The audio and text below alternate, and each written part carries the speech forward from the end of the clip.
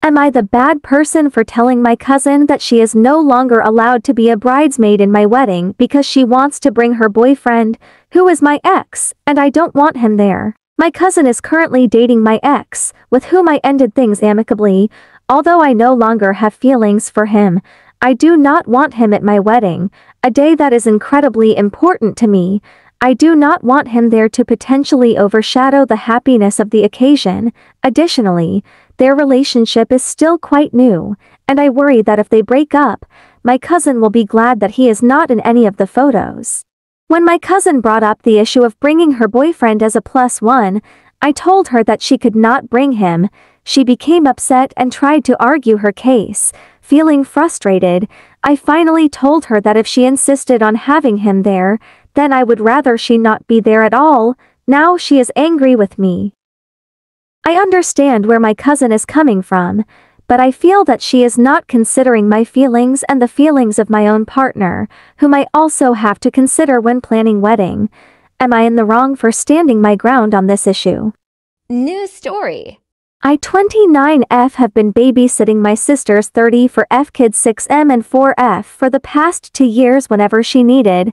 I love my niece and nephew, and I initially didn't mind helping out since she's a single mom and works full-time. Lately, it's started to feel more like an expectation rather than a favor.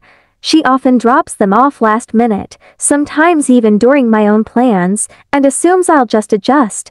Last weekend, she asked me to babysit so she could go on a date. I agreed, but it turned into an overnight stay because she lost track of time. I had to cancel a planned day trip with my friends because of this.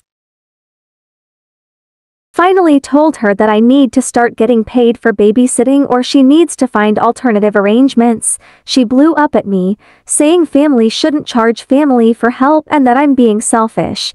My parents are siding with her, saying I should support her as she's had a tough time since her divorce. Understand she's been through a lot, but I feel taken advantage of. AITA for asking to be compensated for my time? Story 3. Am I the bad person for getting my disappointed son a slurpee? My 8-year-old son had a class trip yesterday. He was very excited in the days leading up to the trip mainly because of a specific attraction he was hoping to see.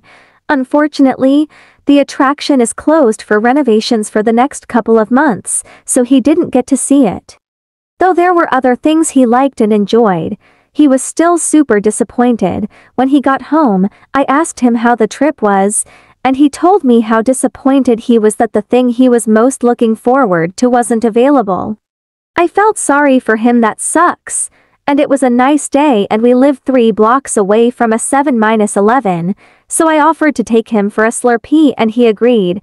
While it didn't make up for everything, it made his day a little bit better, and I was happy I could do that with such a simple little gesture.